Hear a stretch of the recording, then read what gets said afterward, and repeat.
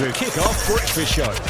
Welcome back to the Kick-Off Sports Breakfast Show on Beach FM, and as we all know, we've been celebrating 25 seasons of our beloved Hurricanes. Of course, we started weeks ago with the props, and we are up to the first fives, and something pretty special today. We've got father and son, Jackson Garden Bachop, and Hurricane number 32, Stephen Bachop. G'day, Stephen.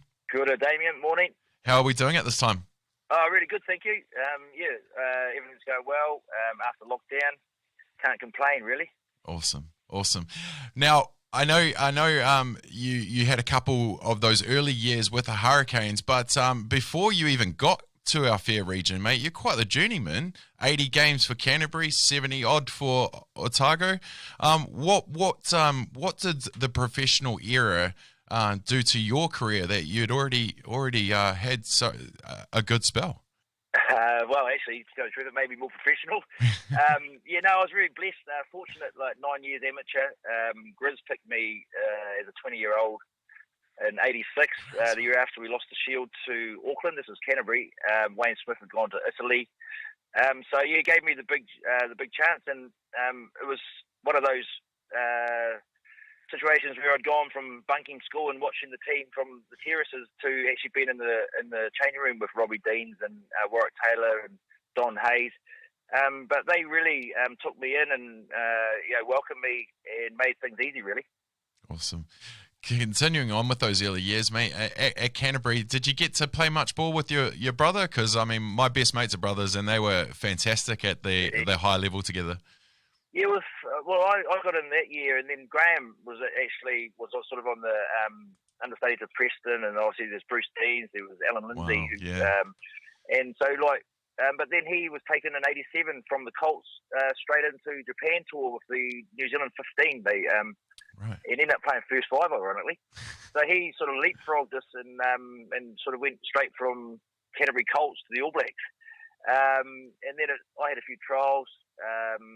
And then a roundabout way, I played for Western Samoa in '91 World Cup, and there was an opportunity to go to Dunedin, Otago. John Haggard had just retired, and the World Cup had gone well, so I came back and tried to, obviously with the goal of trying to make the All Blacks, and fortunately made it down there with the help of, obviously, all the Otago squad, and Gordon Hunter in particular, our coach. Wow, some of these names bring back so many memories, Gordon Hunter. Hey, let's talk about that New Zealand switch to the All Blacks in '94. Now you've brought it up from Manu Samoa back in the day, if I remember correctly, to Western Samoa, was it? Western Samoa, yeah, Western Samoa, of course. I believe I've still got the jersey. But yeah, tell me about those times, switching allegiances from your heritage to the country that you're playing in. Yeah, well, those days the rules were really relaxed. I mean, you had to declare in February which country you were eligible for, you were declaring for. So my genealogy or family tree was looked into by Brian Williams actually in '90 when I was on my way to Dublin. I went to Blackrock College, and he gave me a call when I was over there and said, "Would you like to join the Samoan Barbarians over at the Loose Centenary tournament?" Right. And our club side, Blackrock, happened to have a few. The coach let me go, and I enjoyed it so much. It was like a family, lots of singing and stuff. And then I thought, well, why not? I'm not going to be in the All Blacks for the '91 World Cup. I went to Western Samoa through my, my ancestry, which was you needed to be eligible for that country's passport. Right. So Mataafa Keenan, Frank Bunce, that's how we played for Samoa through genealogy. Yeah, and then after the World Cup, actually I came back. It wasn't an easy decision because I was getting paid in the amateur days over in Dublin, and I was been to the World Cup with Western Samoa and had a great, obviously, experience. But the desire to be an All Black since I was probably 6 was too strong. So I rang Peter Fanalofa, I rang Brian Williams and the manager, and I told them my decision. And came back and made the team for the tour to Australia and the first trip back to South Africa in '92. Amazing. I know my dad will be smiling right now that he just heard Mataafa Keenan's name, considering they used to be prison officers together at Mount Eden back in the day. Oh, Sasquatch. Yeah, two dogs. Yes. So from there, you 94. So that leads on to the start of the professional career in 96 with the Highlanders. How special was that first encounter of Super Rugby? Oh, very special. I mean, the thing is, it made me more professional in the fact that now I'm getting paid. So, like, Right. I actually don't want to lose my job. I've got to pay the mortgage. So, like, it actually. I got. Would you believe I actually? Well, I don't want to go there, but anyway, no. It was. We actually had a really good start to the '96 season. The Highlanders. We won our first 3 games. We were up the top of the ladder. We beat Queensland at home. Got a couple of tries. I trained really hard. Turned up fit. And then we ended up dying. We ended up fading away. We ended up sort of mid-table with the Highlanders in the first year. New coach came to town. I had 2 more years on my contract, so I was keen to move. And the Hurricanes, my father and mother-in-law lived here, and also there was a young Christian Cullen and Hunter running around up here, and I was keen to come out and throw them some long balls. Yeah. Can you just tell us how special those two, even the team that was there at the time, just how special that young core was? Yeah, it wasn't obviously just those 2 young fellas. I mean, it all starts up front, and we had, a pretty strong forward pack with Paul Allen, led with ball and the roar of the ball when he got the ball, and we had a lot of power and pace. Like we had a young Doug Howlett, we had Alex Calere was on fire 1 year there, Roger Randall. Jason O'Halloran was really coming of age around that time. Alama Umu at centre, so we had really strong side. Preston at halfback. So yeah, we did well, but we just couldn't beat the Brumbies in that semi-final. We played them 2 weeks in a row. It was packed out at Athletic Park here. We lost. They started doing those behind the players, those back balls sort of thing, and they got us a few times with Joe Roth. But yeah, and then the following week, I don't think we were really on our mental game back, like there in Canberra and staying in the casino and things like that. And yeah, so they went on to, I think they won it that year. Actually, I think they beat the Blues in the final. But it was a very enjoyable way to leave my New Zealand career at the Hurricanes. And then I was fortunate to get a couple of years there at London Irish. And then I finished up in Leeds, Tykes, as a player assistant coach. So yes, you did. Hey, I do want to touch on the Central Vikings as well, because I've always a big fan of the concept. I know some people don't have great things to say about how it was managed, but with how things are at the moment, with Heartland being dropped because of COVID and all that stuff, would now kind of be an interesting time to amalgamate, the lower regions and get the best talents out of them? Well, that's what's going to happen, and that's what's happening at club level, because there's just not the numbers. So if you haven't got numbers, you've got to amalgamate, and so you have got enough to put out teams.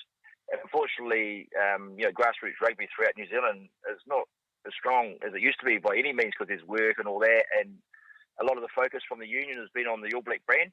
So now hopefully they'll put some bit more energy back into the club system to make that better.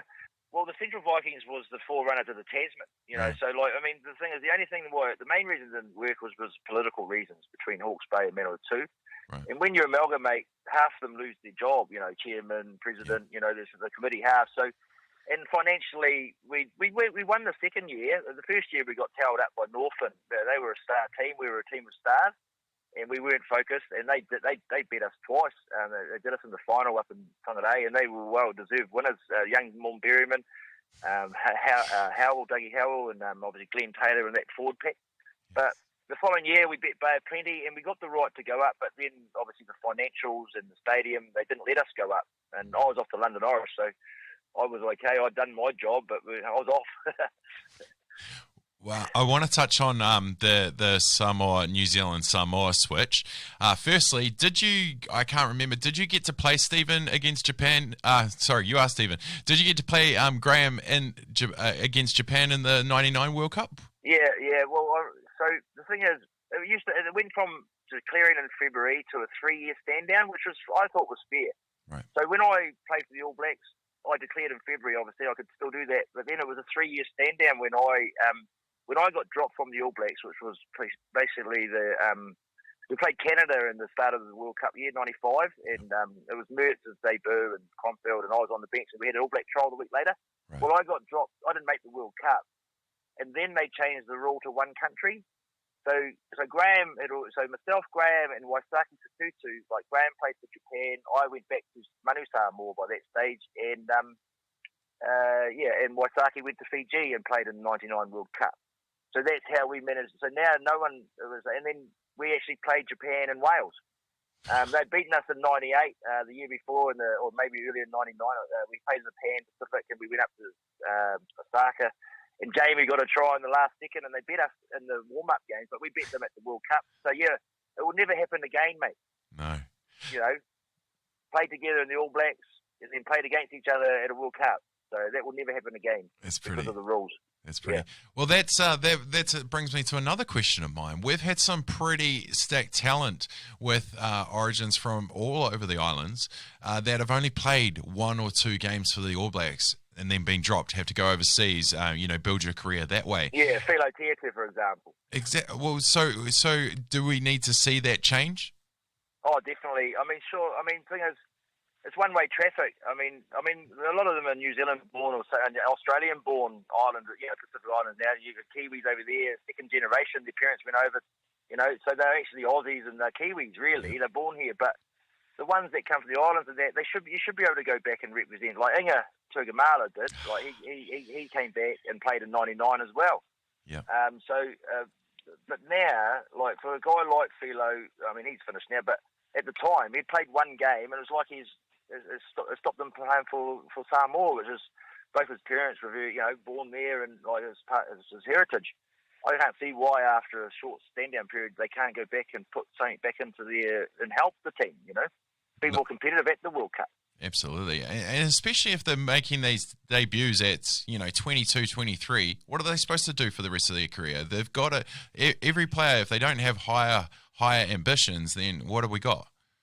Well, it makes these young guys make a decision. I'll hang around and try and make the All Blacks, and then they get to the stage, I'll go overseas like Bucks, I just can't remember. There's been guys who have been trying, the young Chiefs fullback, Nano Williams, I think it was. Yep. He was trying, but he was just too small. They wouldn't pick him, and so he's now played for Samoa, and that's great.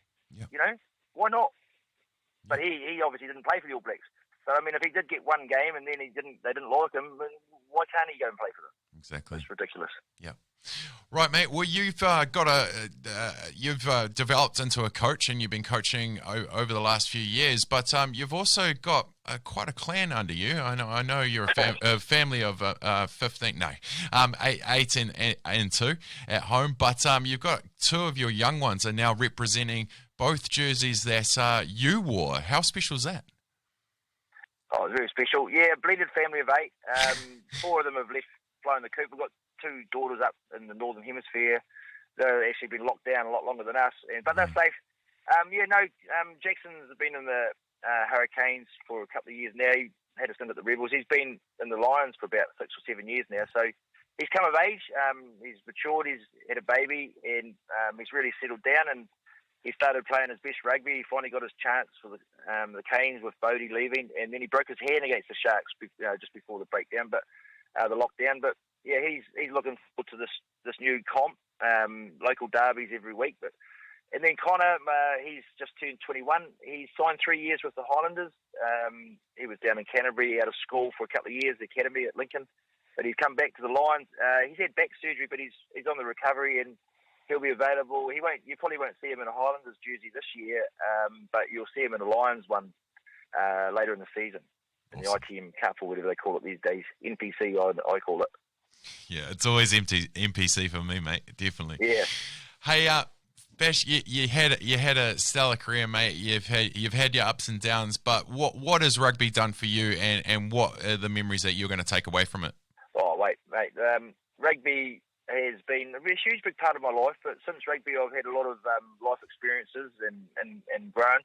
But yeah, really it's the people you meet and the places you've travelled, mainly the people you meet and the friendships that you make.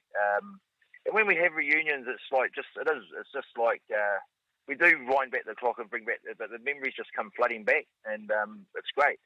So yeah, that's the main thing. Awesome. Well, I thank you for your time, mate. I could talk to you for hours. I know this, and maybe we can do a follow-up. But thank you for your time today. Go well, look after yourself, and forever Hurricanes number 32, Stephen Bachop. Thank you, Damian. One love, bro. All the best up the coast.